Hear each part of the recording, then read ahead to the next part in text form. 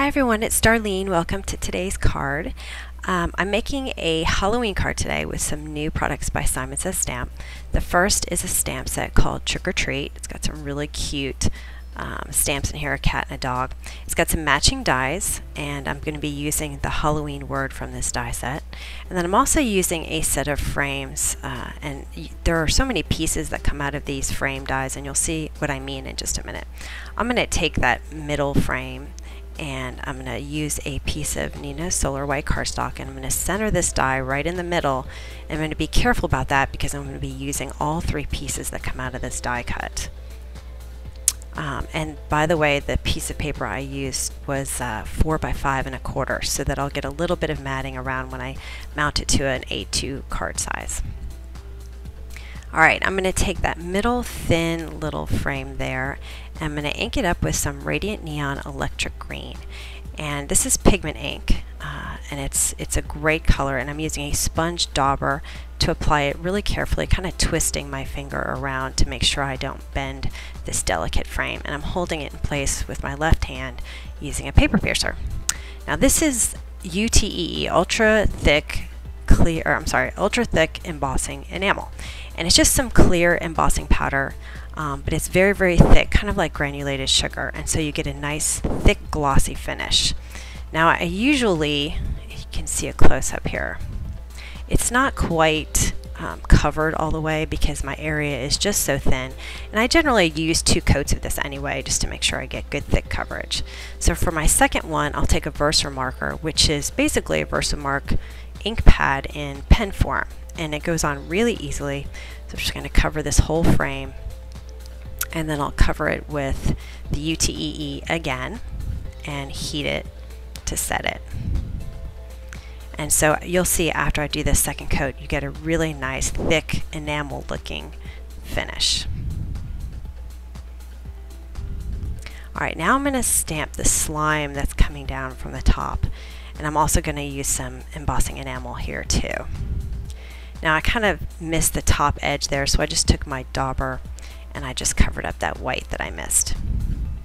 And again, this is the UTEE, and I'm going to heat it to set it, and you'll see I don't get a total coverage, which in this case I actually liked it. So as you can see, it looks really textured, and I thought that was great for the slime, so I just left that as is.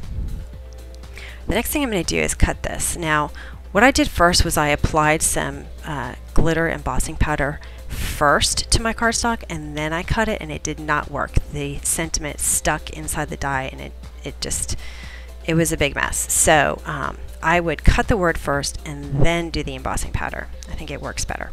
So on my scratch sheet here, I just adhered my sentiment to make it easier for me to apply the ink, and this is just some Versamark ink. And I'm using this Wow Black Twinkle embossing powder glitter. And I really don't like to use glitter, so having glitter in an embossing powder is so much easier because you don't have to worry about the big mess. You don't have to worry about the glitter flaking off because once you heat set it, it sticks there. Now this is a glitter cloth, and it cleans up glitter really nicely, and I'll have a link to that on my blog as well. Okay, so now I'm going to heat this glitter to set it. You can see how it turns really, it's like a silvery black, and I put it on black cardstock to make sure that I didn't have white showing because I want it to be mostly black. You can see how this looks up close. It's a really cool black silvery color. It's just great. Anyway, so now I'm going to stamp my cat. I'm using Memento Tuxedo Black ink because I'm going to be using some Copic markers. Now I'm just going to place it right there and start coloring. So my first colors I'm using here are BV 2, 4, and 8. The 8 is the darkest, and I applied that first, and then I went back in with some medium, and then I'll go back in with the light, which is the BV 02. And because this is a small area, I'm trying not to use too much ink because when you use too much ink, it gets overly saturated, and then it'll go outside the lines. So I'm trying to apply, one color with some blending, like one layer with blending in between. So for my medium color here, I do the left side and the right side, and then I just cover the whole thing with my lightest. Now I like to do my coloring in pieces, so I'll do a little piece of the image at a time to make sure that my ink stays wet and it blends well. So now I'm working on the collar here, the dark, medium, and light, and my light source is coming from the right, so my lightest areas are always coming from over my right shoulder. These back pieces, I just used 2 colors because, again, the area is just so small and there's not going to be enough room to put 3 colors. I just cover that back area with the last 2 colors. And then I added a little extra special touch with the 0. Now the 0 is going to push color away from the pen. So I'm just going to very, very lightly, you don't want to use a heavy hand, go along the edge of this cape to create kind of a light reflection to make it a little shiny. And sometimes it takes a little while for the color to actually push away, so you could get kind of carried away with it if you don't wait to see how it looks. So just be time sensitive too. Alright, this is R22 and R29, just a little bit of red for underneath the cape. And these markers have a very, very fine tip, which makes it easy to do small areas. For the cat fur, I'm using 3 colors of brown, E40, E43, and E44. I applied the lightest first, which was an E40 in the middle where my light reflection would be.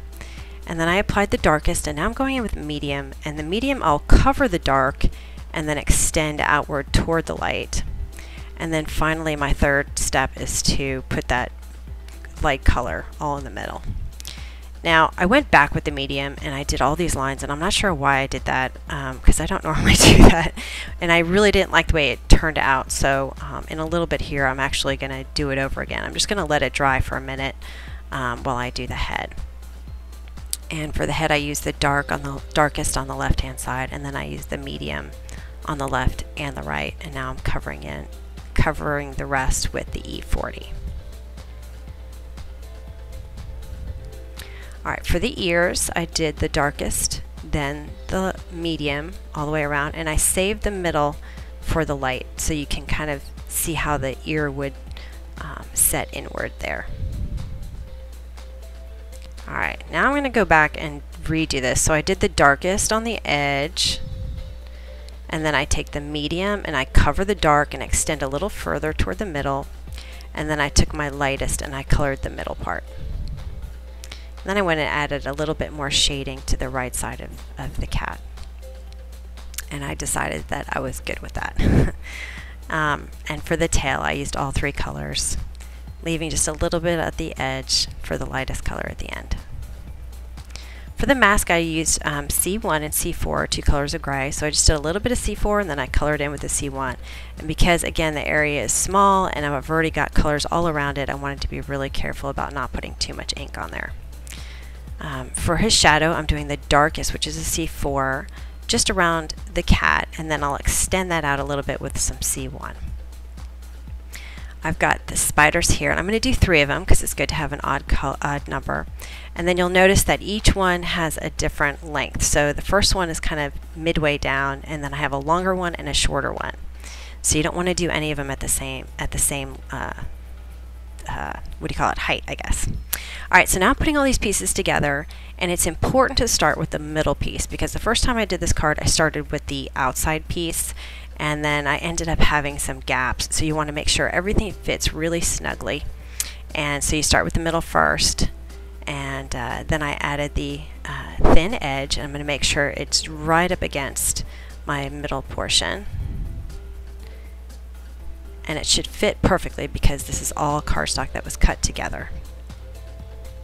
And I'm using Tombow Mono Multi Glue. And the reason why I use this glue, I would have preferred the matte, but this has a really fine line of an application, and I wanted to make sure I didn't have too much glue. I didn't want it seeping out the edge.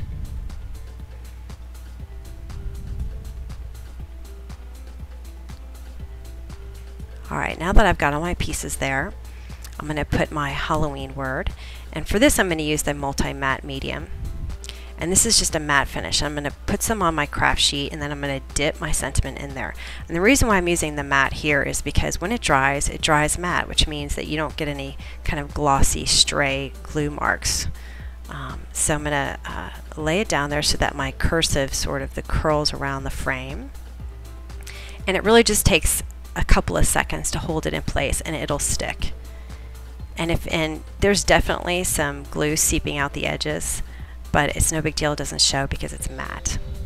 And finally, this stamp set also has a happy that I can stamp separately, which I did in VersaFine Black. So anyway, I hope you enjoyed it. Hope you have a happy Halloween and enjoy shopping at Simon Says Stamp for the new products. I will see you next week. Thanks for watching.